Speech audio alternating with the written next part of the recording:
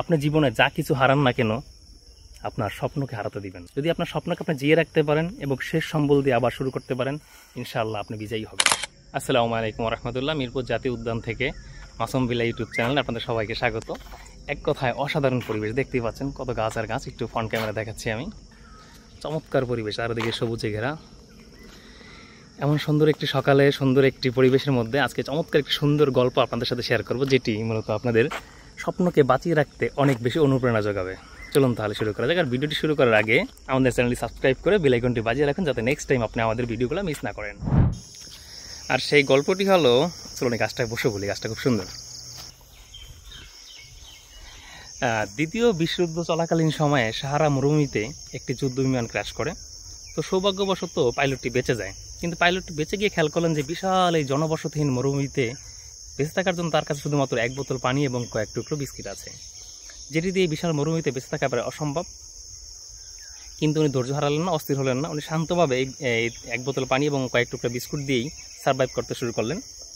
এভাবে 3 দিন চলে যাওয়ার পরে দেখেন যে পানি এবং বিস্কুট প্রায় শেষ পর্যায়ে এসে গেছে। উনি বুঝতে পারলেন যে এখন বেঁচে থাকা আরও বেশি চ্যালেঞ্জিং হবে বা প্রায় এক প্রকার অসম্ভব হয়ে যাবে। এই অবস্থায় হঠাৎ করে ওনার মনে পড়লো উনি পাইলট হওয়ার আগে একজন শিল্পী ছিলেন। তো ওনার কাছে ছিল ওনার চশমার একটি ভাঙা ফ্রেম এবং এক টুকরা কাঁচের টুকরো। এটা দিয়ে উনি সেই মরুভূমিতে ওনার পরিবার, বন্ধুবান্ধব বা ওনার কাছের লোকজনের ছবি আঁকতে শুরু করলেন। এভাবে সকাল থেকে সন্ধ্যা পর্যন্ত গভীর মনোযোগ ছবি আঁকলেন। সন্ধ্যার সময় দেখলেন যে উনি অসম্ভব রকমের সুন্দর একটি ছবি এঁকে ফেলেছেন। উনি আবেগ আপ্লুত হয়ে গেলেন। আরেকটা বিষয় খেয়াল করলেন যে সারাদিন মনোযোগ দিয়ে ছবি আঁকার ফলে ওনার ক্ষুধা এবং তৃষ্ণা অনেকটা কমে গেছে। চলুন বাকিটা একটু অন্য জায়গায় গিয়ে বলি।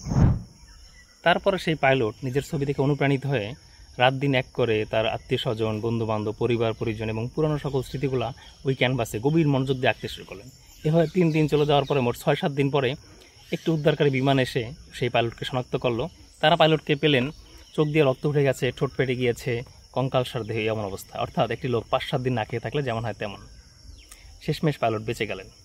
গল্পের মোরাল অফ দ্য স্টোরি হলো, আপনি জীবনে যা কিছু হারান না কেন আপনার স্বপ্নকে হারাতে দিবেন না। আপনার সব কিছু যদি শেষও হয়ে যায়, শেষ একেবারে যা আপনার কাছে থাকে, যেমন ওই পাইলটের মতো এক টুকরা কাচের টুকরা ভাঙা এবং একটি ভাঙা চশমার ফ্রেম, সেটি দিয়ে আবার শুরু করার চেষ্টা করুন। যদি আপনার স্বপ্নকে আপনি জিয়ে রাখতে পারেন এবং শেষ সম্বল দিয়ে আবার শুরু করতে পারেন, ইনশাআল্লাহ আপনি বিজয়ী হবেন। সো আল্লাহ তো পরিপূর্ণ তাওয়াক্কুল করে জীবনে যা কিছু আছে সেটি দিয়ে শুরু করার চেষ্টা করুন এবং স্বপ্নকে জিয়ে রাখুন। পুরো গল্পটি আপনার কেমন লাগলো কমেন্টস করে জানাতে পারেন, অথবা ভিডিওটি শেয়ার করে আপনার অন্য বন্ধুদেরকে দেখার সুযোগ করে দিতে পারেন। আল্লাহ হাফেজ।